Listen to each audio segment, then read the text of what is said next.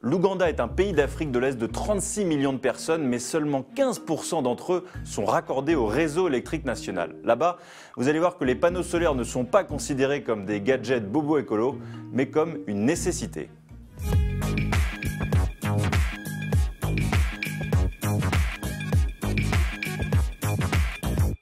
En 2015, bon nombre d'Ougandais n'ont encore jamais connu le confort, pourtant basique, de l'électricité. Dans les campagnes, le réseau électrique est pratiquement inexistant et le nouvel investissement à la mode est donc le panneau solaire. Pour moins de 200 €, un foyer peut s'offrir un panneau et un transformateur et ainsi bénéficier de quelques heures d'électricité par jour. Un entrepreneur de Cap-Chorwa, à l'est du pays, a même décidé d'en faire un business. Aujourd'hui, il fournit l'électricité à plus de 500 personnes.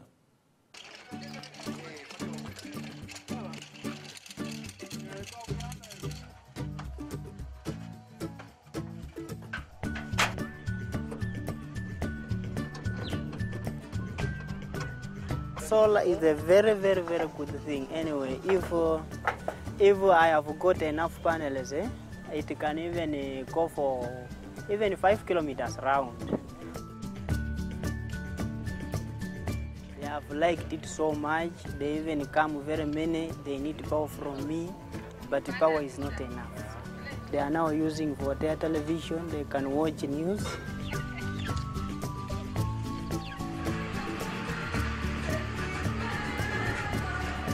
Zamani ilikuwa hakuna hii stima, ilikuwa inafanyisa tu taa dogo dogo hii, alafu na kairi.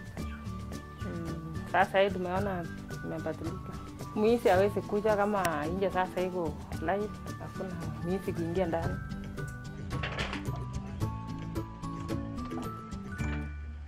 Ce phénomène écologique n'est pas réservé à l'Ouganda. À quelques centaines de kilomètres de là, Charlie Kazereka, un journaliste du Congo, contacté par les observateurs de France 24, décrit le même phénomène dans son pays.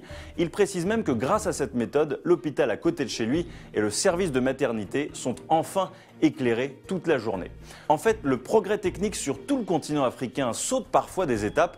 On vient de le voir, des villages vont découvrir l'électricité avec l'énergie solaire.